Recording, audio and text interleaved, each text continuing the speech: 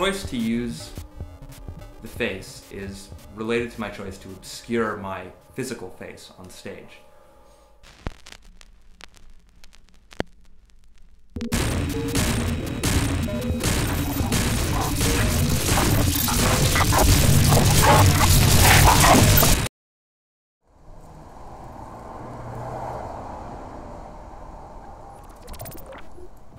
My name is Jordan Bartee. I'm a sound artist, visual artist, musician, composer. And I'm currently a PhD student in multimedia and electronic music experiments at Brown University in Providence, Rhode Island.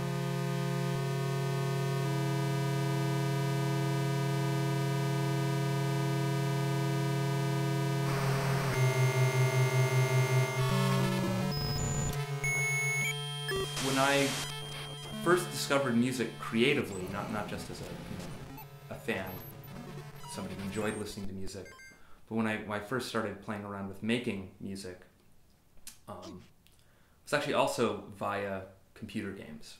At the time, I was 14 or 15, I thought I was going to be a game designer.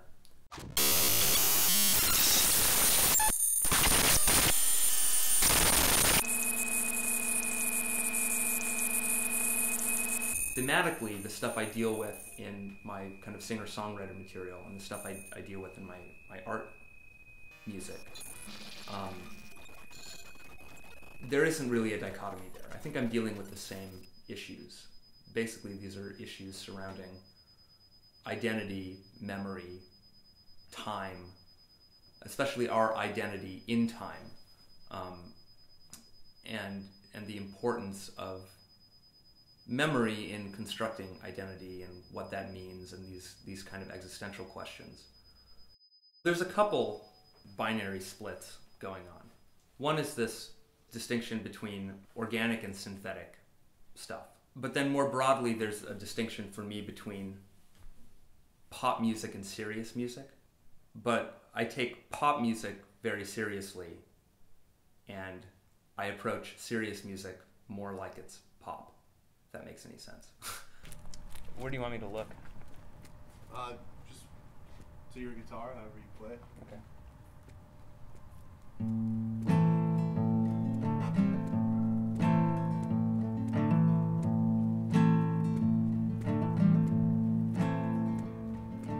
Hi, my name is Tom.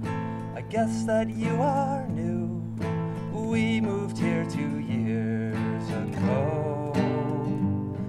And did you hear the news about that kid who blew his head to kingdom come? He found a box of chocolates, but it was actually a bomb. It happened at a bus stop near my school. See, that's how they work. They'll get you on your turf by using normal stuff that you might find and try to open up. It happened to a friend of mine, and it blew out his guts. I asked my mom about it, and she said, it's dangerous games, living where we do, and terrible things might come true. People might not be bad, but it's bad things they do. It's all very hard to explain, but the world is cruel, and kids can get hurt too. You've just got to have faith that God is watching us and you.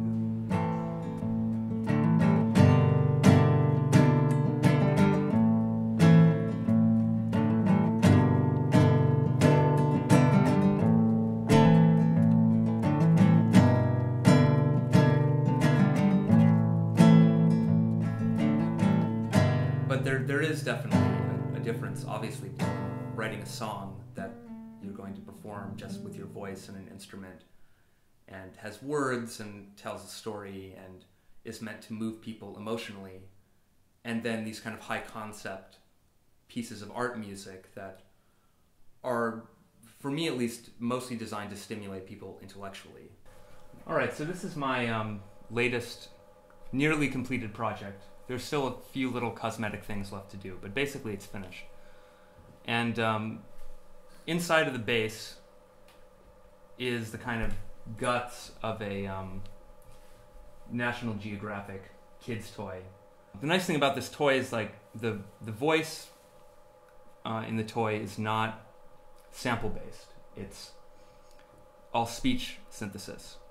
So by modifying points on the toy's circuitry, you can just completely confuse this speech synthesis chip.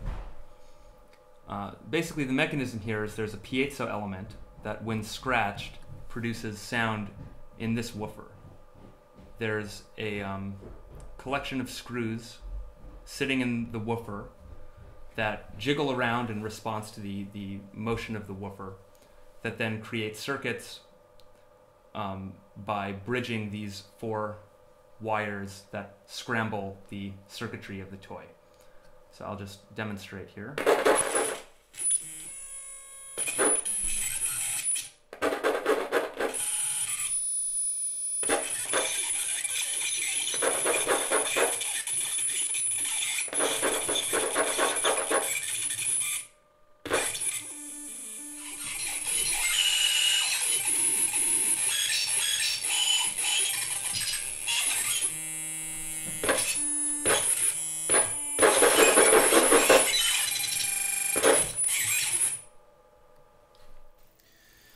So this is my keytar that I built out of a Commodore 64 based on the MIDI-box SID platform. And it plays 2 SID chips, which were the sound chips in the original Commodore 64, which is this. The Commodore 64 was a home computer from the 1980s that I had when I was a kid and never stopped being obsessed with.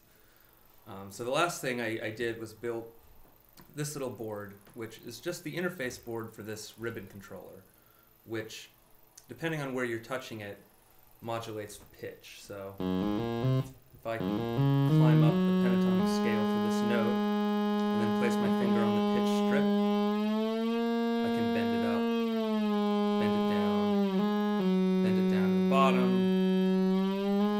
bend it back up. And what this board is doing is making it so that when I don't touch it, it sends out the correct pitch and only pays attention to the strip if it detects that my finger is on it. So you can do nice little...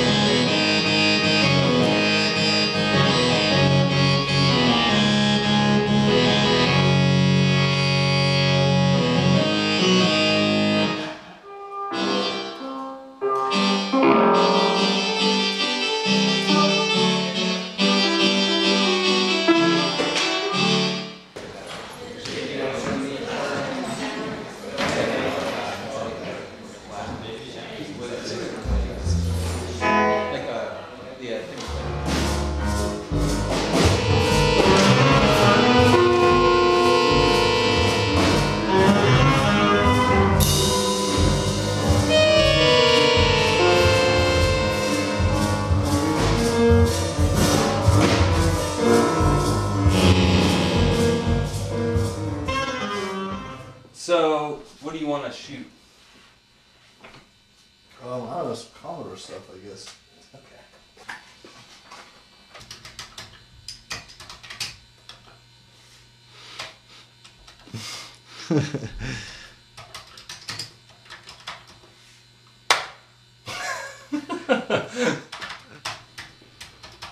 Oh, I know, I need a file extension around it. There we go. Whoa, what the fuck is that?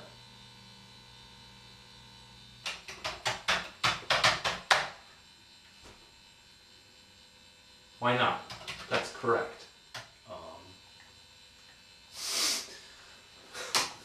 What? There's like 2 pitfalls in there. One has a plus and it says /rem. What the hell is that? It's like, how damn long does it take to load something? That was actually relatively quick. Do you mind if I smoke with you, or? No. I really shouldn't smoke in here, but... I know, and now you're enabling me to do so also. We need an ashtray. That's really what we need. Just ash into this tortilla bag. Probably there's something better than that. What concept is this? Oh, fuck. Oh. This is the most cruel game. They make you watch your character, like, physically move through the entire level back to these fucking X's.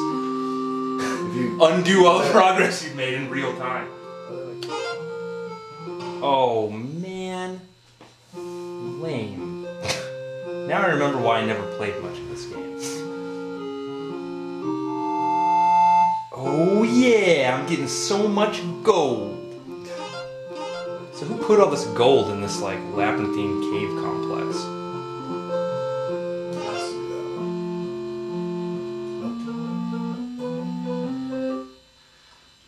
Suicide! Oh, but that was it, man!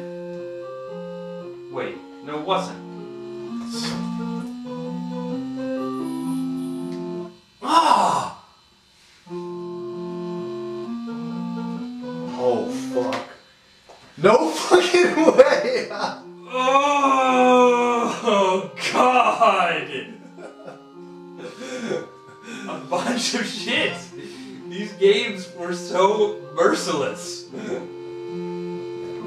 Fucking frog. Shit, I got distracted by that thing. What is it? Crap! Oh man, that's so much more distance to climb.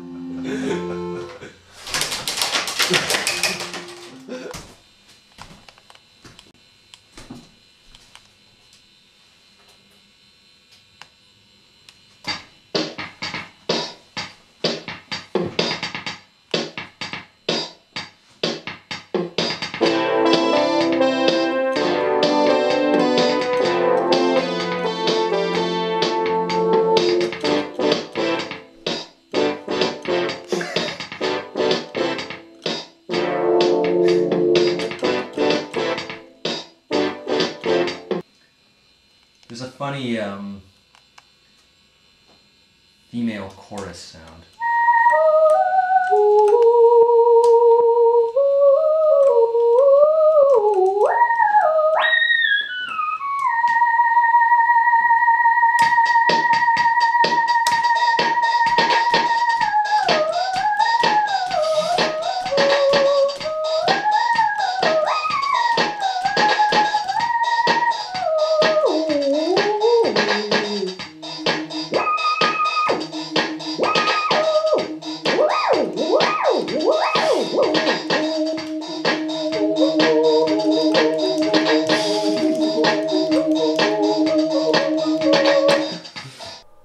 So there's this piece of mine called Superhead, in which I take a circuit-bent, hacked Super Nintendo and basically take all the visual glitching that you get from that system and overlay it into a projection of my face.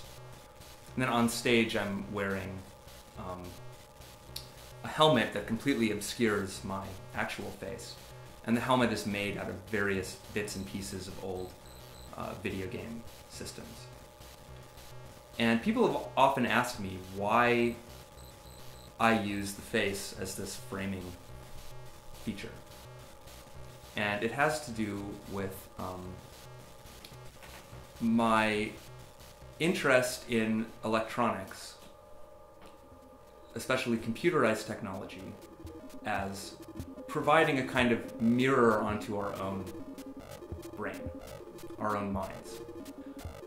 There are literally tens of millions of synaptic connections that need to be aligned just correctly to translate these little bursts of electricity into meaningful content. And so when you take a piece of consumer electronics and you open it up and start poking around on the PCB, there's this moment of realization where you discover that even one pin, one wire going where it's not supposed to, completely corrupts the content. And in fact, human memory is the same way. I mean, memory is notoriously liquid and unreliable, and as we age, our memory becomes worse. But I'm kind of one of those diehards who believes in the reality of the information age. Like, I think the information age is a real phenomenon. I think we're in a distinctly new period now of human history. But I don't perceive it as some kind of radical break. The questions are largely the same, but the way we frame those questions, I think, has to evolve, because technology is changing our experience and the way we think about experience. And the old answers to some of these questions about identity, about time and memory, as compelling as they are, we need new answers for those questions. And so I look at my work as just a kind of small part of kind of kicking off that process and trying to contribute to this new cultural dialogue.